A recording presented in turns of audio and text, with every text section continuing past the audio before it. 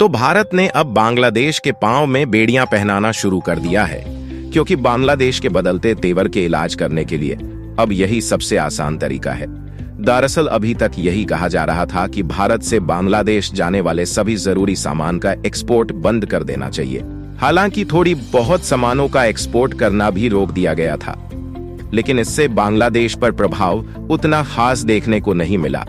इसलिए अब जो कदम इंडियन एक्सपोर्टर की तरफ से उठाया गया है, उससे बांग्लादेश कहीं का नहीं रहने वाला है, क्योंकि हाल ही में ये खबर निकल कर आ रही है कि इंडियन एक्सपोर्टर द्वारा जरूरी सामान के शिपमेंट को एक बार के लिए रोक दिया गया था। इंडियन एक्सपोर्टर का कहना है कि बांग्लादेश को शिपमेंट भेजने का कोई फायदा नहीं है, क्योंकि ये लोग शिपमेंट का पेमेंट कर पाएंगे या नहीं, इसका कोई गारंटी नहीं है। हालांकि बांग्लादेश का हाल इतना ज्यादा गंभीर हो चुका है, जिसे यहाँ का जो बैंक है उसका भी हाल पूरी तरह गिर चुकी है।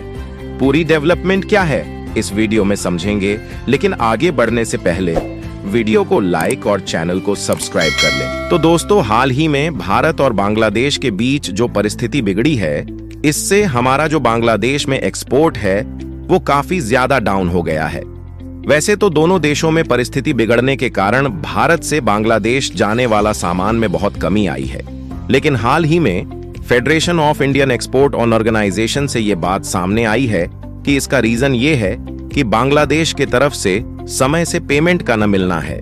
वैसे बांग्लादेश कुछ महीनों तक पेमेंट नहीं भी करती तो भारत को कोई समस्या नहीं थी, लेकिन जिस तरह से बांग्लादेश ने अपना इरादा बदला है, इससे भारत भी बांग्लादेश पर एहसान नहीं करना चाहता। जब भी कोई सामान भारत के तरफ से भेजा जाता है तो इंपोर्टर के द्वारा सम्मान के बदले में लेटर ऑफ क्रेडिट इशू किया जाता है। ये लेटर ऑफ क्रेडिट बांग्लादेश का बैंक भारत के द्वारा जारी किया जाता है। इसे ये होता है कि अगर बांग्लादेश पेमेंट नहीं कर पाता है तो जो बैंक ने लेटर ऑफ क्रेडिट जारी किया था वो पेमेंट करेगा। यही कारण है कि भारत के एक्सपोर्टर को सुरक्षा महसूस होती है।